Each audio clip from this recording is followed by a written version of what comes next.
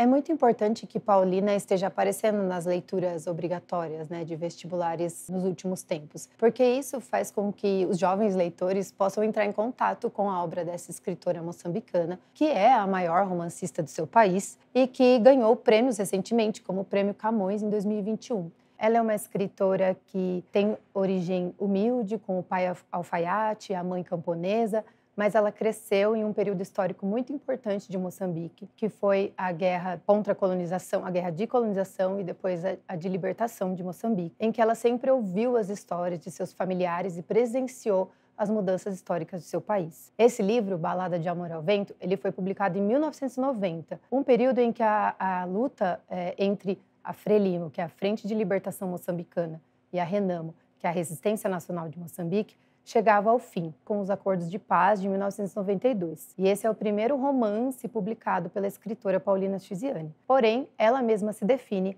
como uma contadora de histórias e não uma romancista, porque ela gosta de trazer a voz do seu povo em uma forma de história. Sarnau. O lar é um pilão e a mulher o cereal. Como milho, serás amassada, triturada, torturada, para fazer a felicidade da família. Como milho, suporta tudo, pois esse é o preço da tua honra. Sarnau é a protagonista, a principal narradora da história. E a gente conhece essa mulher já com idade mais avançada. Ela está morando na Mafalala, que é um bairro de Maputo, e ela recorda a sua vivência, a sua trajetória. Então, o livro ele começa com uma tentativa de flashback, de contar a história dessa mulher desde quando ela era nova até onde ela chegou agora, né? Tudo que ela passou. E principalmente da história de amor entre ela e o Mwando. E essa história de amor gera conflitos entre eles, principalmente pela questão cultural, já que Sarnau vinha de uma família em que a poligamia e os costumes tradicionais eram vigentes. E Mwando, ele queria ser padre, ou seja, a gente vê aí, né, a influência da cultura de Portugal dentro da cultura moçambicana e o quanto o Mwando queria seguir esses preceitos da cultura de Portugal e da religião católica. Então, os dois não podem ficar juntos desde o início por conta desse conflito. Mas, né, a partir daí, muito se desenvolve, eles ficam juntos, Sarnau engravida, mas ele abandona ela em busca de um casamento monogâmico. Depois de muito tempo, ela se casa com um rei, ela é uma das mulheres desse rei, então aí a gente vê também a representação da poligamia em contraposição à monogamia. Após isso, eles se reencontram. Então, no romance, a gente vai ver pelos capítulos, que são todos curtos, o quanto os dois têm essa relação entre indas e vindas e, na verdade, o quanto o Sarnau sofre, né? A gente vê muito a questão do abandono da mulher nesse livro também.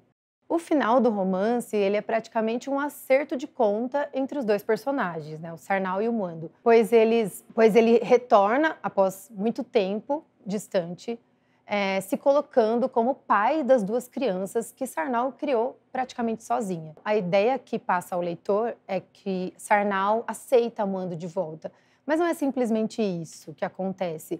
O Mwando vence, né? Ele vence o contrato social que é imposto para essa mulher que precisa, né, de um amparo.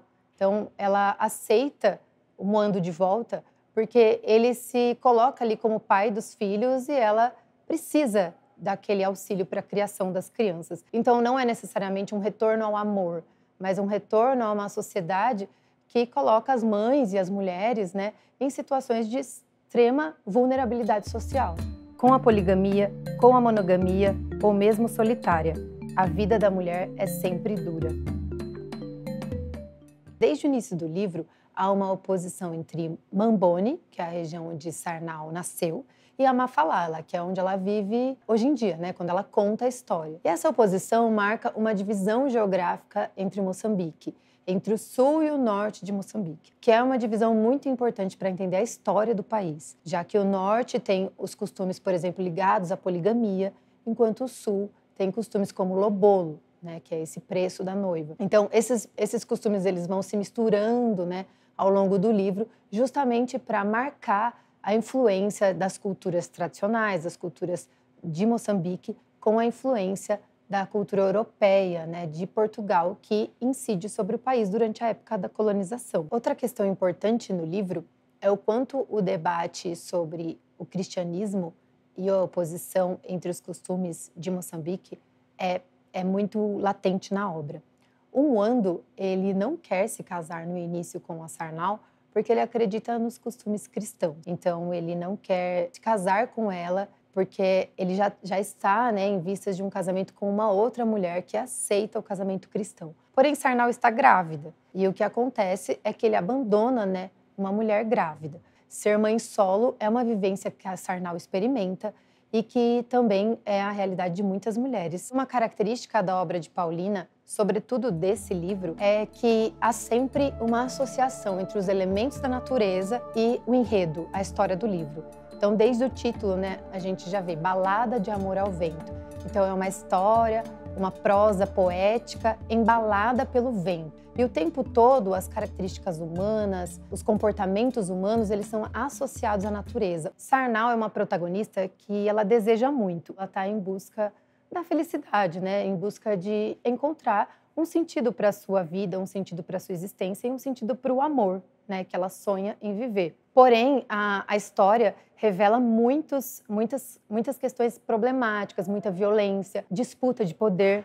E a mulher está sempre subjugada a essa violência. Então, o Sarnau, ela representa muito a violência contra a mulher, o abandono da mulher, não só das pessoas que deveriam protegê-la e amá-la, mas da sociedade como um todo.